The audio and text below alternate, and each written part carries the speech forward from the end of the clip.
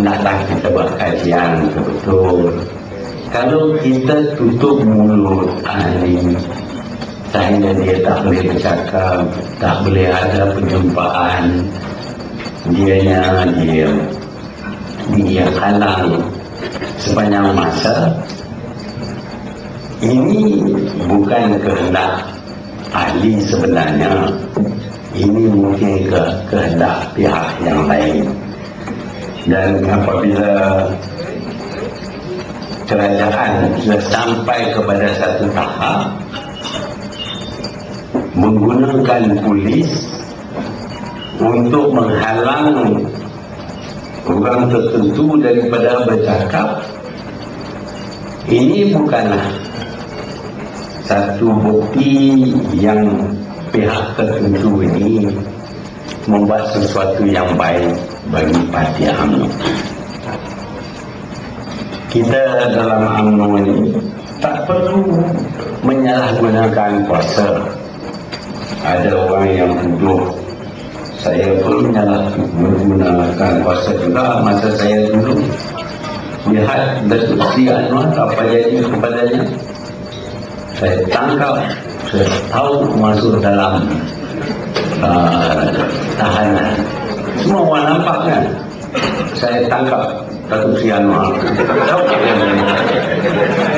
Dan bukan ada sebab-sebab apa pun, tak ada sebab apa pun.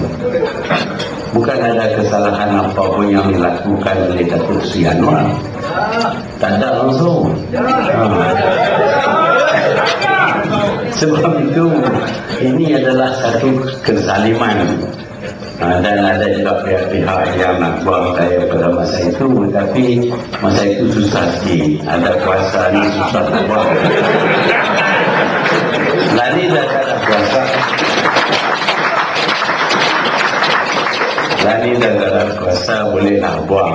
Waktu ada cadangan nak buang. Bagi yang ada kuasa, maka kuasa boleh digunakan untuk kebaikan. Kuasa juga boleh digunakan untuk keburukan. Guna kuasa supaya sebarang tentangan dihapuskan, supaya suara ramai tidak dapat disuarakan. Kuasa untuk menutup akhbar, dan tak lama lagi internet pun akan ditutup juga. Macam-macam lagi lah kita boleh guna kuasa. Sebab itu pada hari ini yang datang ni saya beritahu kata yang berani-berani juga tak.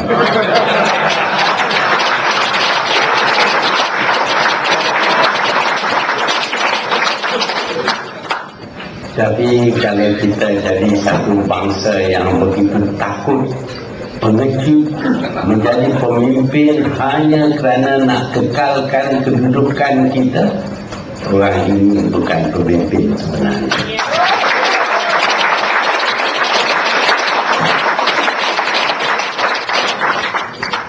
Saya berpendapat bahawa kita dikurniakan oleh Tuhan dengan akal fikiran.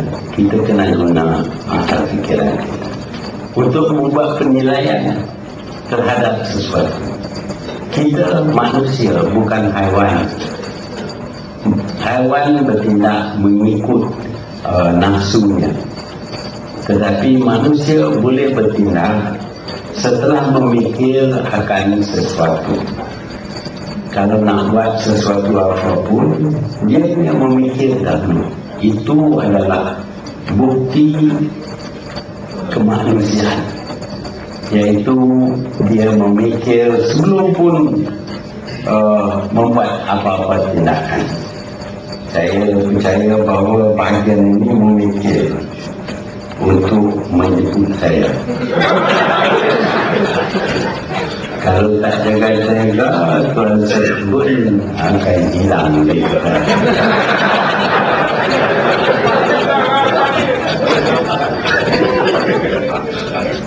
Fikirkanlah, kalau kita begitu setia